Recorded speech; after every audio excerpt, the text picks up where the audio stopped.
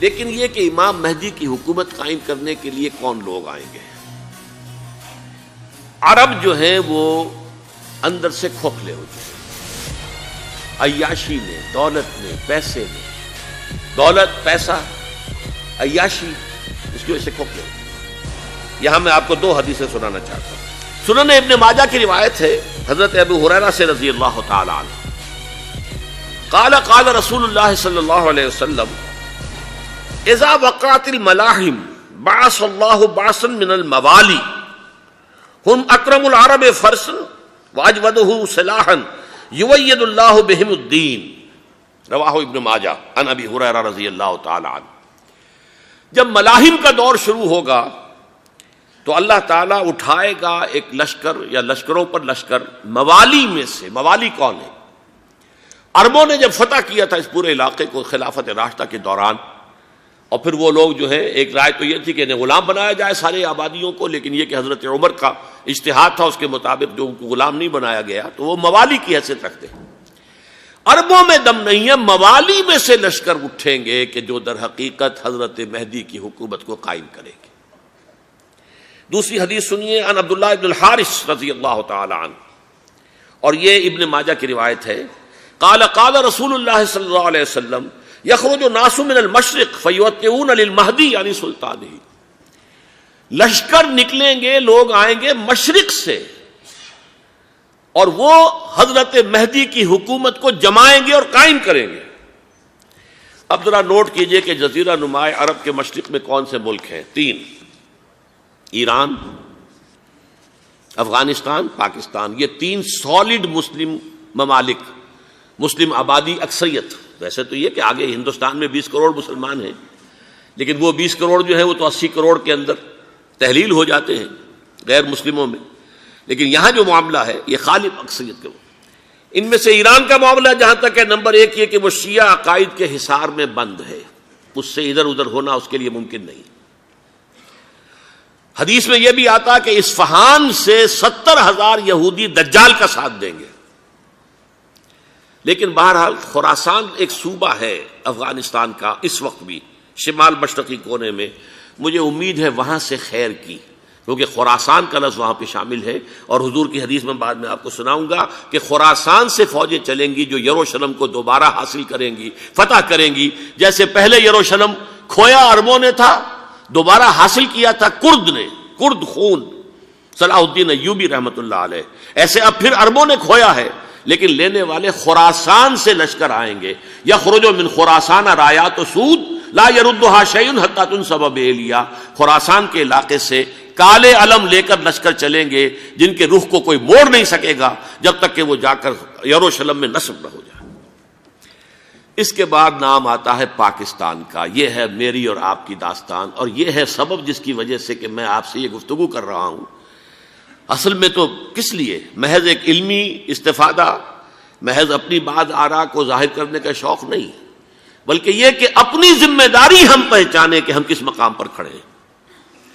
دیکھیے، اس پاکستان کے بارے میں یا ہندوستان کے بارے میں علامہ اقبال نے کہا تھا اپنے ترانہ ملی میں، میرے عرب کو آئی ٹھنڈی ہوا جہاں سے، میرا وطن وہی ہے، میرا وطن وہی ہے۔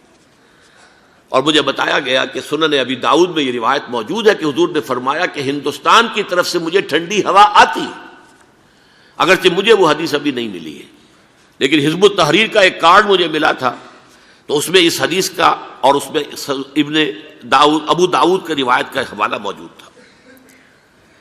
لیکن میں جو چیز آپ کو بتا چکا ہوں وہ یہ کہ الف ثانی کا پورا تجدیدی کارنامہ اس ہندوستان کی سرزمین میں ہوا۔ مجدد الف ثانی شیخ احمد سرندی، شاہ ولی اللہ دہلوی، سید احمد بریلوی، وہ تو ہمارے پاکستان میں آ کر جو ہے ان کا خون جذب ہوا ارض پاکستان میں۔ پھر شیخ الہند مولانا محمود حسن۔ تحریک خلافت چلی تو صرف ہندوستان میں چلی اور کہیں نہیں چلی۔ آزادی کی تحریک چلی پوری دنیا میں، وہ نیشنلزم کی بنیاد پر چلی، ملے نیشنلزم، عرب نیشنلزم، ترک نیشنلزم۔ ہمارے ہاں چلی تو اسلام کے نام پر پاکستان کا مطلب کیا؟ لا الہ الا اللہ۔ پھر پاکستان قائم ہوا معجزے کے طور پر، بلکہ نازل ہوا ہے لیلۃ القدر میں، انا انزلناہ فی لیلۃ القدر، جیسے قرآن نازل ہوا لیلۃ القدر میں، یہ پاکستان بھی نازل ہوا لیلۃ القدر میں۔ اس کا برقرار رہنا ابھی تک معجزہ ہے. ہندو یہ سمجھتا تھا، کانگریس سمجھتی تھی کہ جھٹپٹ ختم ہو جائے گا. پھر یہ کہ اس کا قرارداد مقاصد کا پاس ہو جانا، مزید بھی اور اضافی دفعات دستور میں آ جانا، اب کمرشل انٹرسٹ کو ربا قرار دے کر حرام قرار دینا، یہ سارے لینڈ مارکس ہیں کہ جو اشارہ کر رہے ہیں کسی چیز کی طرف، معاملہ کدھر جا رہا ہے. پھر یہ کہ یہ جو 14ویں صدی کے مجدد تھے شیخ الہند، اس کے بعد سے کچھ ایسی شخصیتیں عظیم پیدا ہوئی ہیں ہند میں جن کو میں سمجھتا ہوں کہ 14ویں صدی کے مجدد اور 15ویں صدی کے مجدد کے درمیان یہ 15ویں صدی کے مجدد کی راہ کو سیدھا کرنے والے، جیسے کہ حضرت یحییٰ نے کہا تھا میں تو آنے والے کا راستہ سیدھا کر رہا ہوں حضرت عیسیٰ کے لیے، ایسے ہی 15ویں صدی کے لیے امام مہدی کے لیے راستہ صاف کرنے والے سب سے پہلے علامہ اقبال، جنہوں نے اسلام کا تصور دین کی حیثیت سے دوبارہ زندہ کیا ہے، ورنہ اسلام ایک مذہب کی شکل اختیار کر چکا تھا. پھر مولانا مودودی، مولانا ابوالکلام آزاد حکومت الہیہ کے نعرے کے ساتھ میدان میں آئے. یہ اقبال نے جو تصور پیش کیا تھا اس پر عملی جد و جہد کے لیے حزب اللہ قائم ہوئی. نوٹ کر لیجئے 11 برس کا فرق ہے عمر کا علامہ اقبال کے اور ابوالکلام کے. اور 1913 میں جب حزب اللہ قائم کی ہے اس وقت علامہ اقبال کی ملی شاعری اپنے عروج کو پہنچ چکی تھی. پھر یہ کہ علامہ اقبال کے بعد تعمیل جو ہے اس کام کی وہ ابوالکلام نے کی، لیکن روایتی علماء کی شدید مخالفت کی وجہ سے وہ بددل ہو کر چھوڑ گئے، کانگریس میں شامل ہو گئے، بساط جو ہے حزب اللہ کی انہوں نے لپیٹ دی. پھر مولانا مودودی آئے، انہوں نے وہ ڈور جو ہے اس کا سرا تھاما، جماعت اسلامی قائم کی حکومت الہیہ ہی کے قیام کے لیے. اگرچہ میرے نزدیک یہ کہ وہ انتخابی اور ایک قومی سیاست کی ایک جماعت بن کر پاکستان میں جو ہے دلدل میں پھنس گئی ہے، اب ہم اس کی کوشش کر رہے ہیں تنظیم اسلامی اور یہ تحریک خلافت جس کے تحت یہ جلسہ ہو رہا ہے. یہ ساری چیزیں وہ ہیں کہ آپ کو سوائے پاکستان کے اور کہیں نہیں ملیں گی پوری دنیا میں. معلوم ہوتا ہے کہ پاکستان کو بہت بڑا رول پلے کرنا ہے اس میں، اور اس کے ساتھ اب جمع کر لیجئے افغانستان کی عمارت افغانستان، اسلامی عمارت افغانستان قائم ہو چکی ہے. یہ پچھلے 20 سالوں میں جو کچھ وہاں ہوتا رہا ہے اس سے پہلے تصور نہیں ہو سکتا تھا.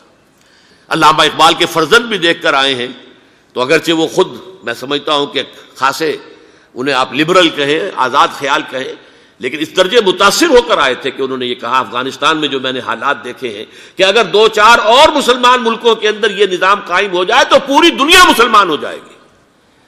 یہ سب کچھ کیسے ہو رہا ہے؟ یہ آنے والے دور کی جھلکیاں ہیں.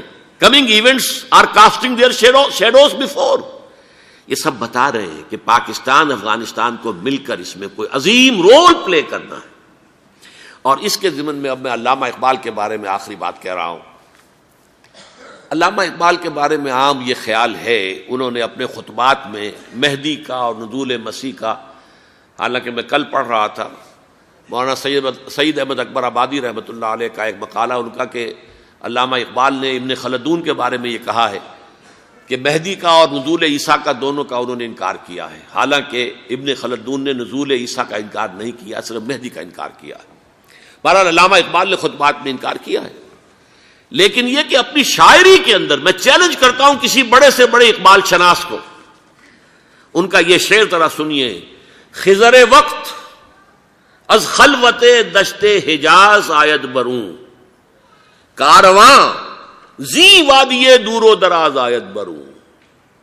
خضر وقت، امام وقت، رہنمائے وقت، قائد وقت، خلوت دشت حجاز، حجاز کی صحرا کی کسی خلوت گزینی سے نکل کر باہر آئیں گے. میں حیران ہوتا ہوں علامہ کے اس فکر پر اور اس مصرے پر.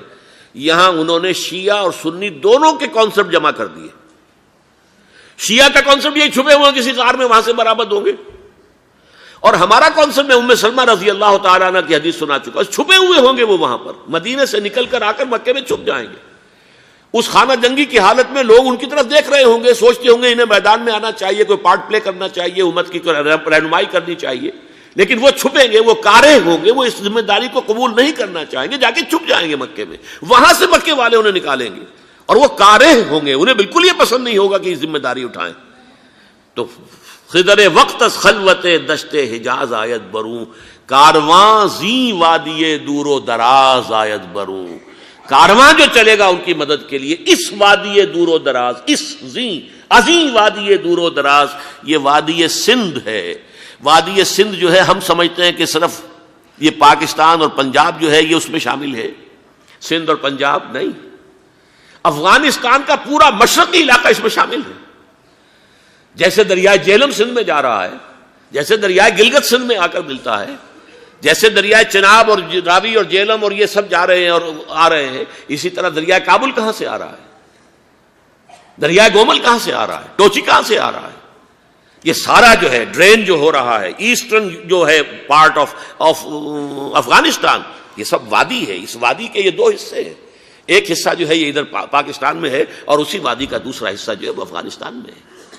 کارواں زی وادی دور و دراز آیت بروں، کارواں چلے گا یہاں سے، یخرج ناس من المشرق یؤتون للمہدی یعنی سلطان ہی، مشرق سے فوجیں چلیں گی کہ جو مہدی کی حکومت قائم کریں گی، اور یخرج من خراسان رایات و سود، اور خراسان سے سیاہ پرچم چلیں گے کہ جن کا رخ کوئی موڑ نہیں سکے گا، حتیٰ تنصب بیلیا، یہاں تک کہ وہ جا کر یروشلم کے اندر نصب ہو جائیں گے۔ حضرات، میں ایک میری گفتگو کا حصہ باقی تھا لیکن میں اسے چھوڑ رہا ہوں، اس لیے کہ گلوبلائزیشن جو اس کی ہوگی، جو خلافت علی منہاج النبوہ کی تجرید کامل حضرت مہدی کے ہاتھوں عرب میں ہوگی، اس سے پہلے اس کے لیے محنت، کوشش، جد و جہد پاکستان اور افغانستان میں ہو چکی ہوگی جو اسے سپورٹ کرے گی اور وہاں جا کر حکومت قائم کرے گی۔ اس کے بعد گلوبلائزیشن کا جو مرحلہ اس کا ہے وہ حضرت مہدی کے ہاتھوں نہیں ہے، وہ حضرت عیسیٰ ابن مریم ان کے نزول کے بعد ہے، جن کے نزول کے بعد دجال کا خاتمہ ہوگا اور یہودیوں کا استحصال ہوگا، مسلمانوں پر بھی بڑی تکالیف عربوں پر آئیں گی، شدائد آئیں گے، لیکن یہ وہ میں حصہ ملتوی رکھتا ہوں کسی دوسری محفل اور کسی دوسری مجلس اور نشست پر۔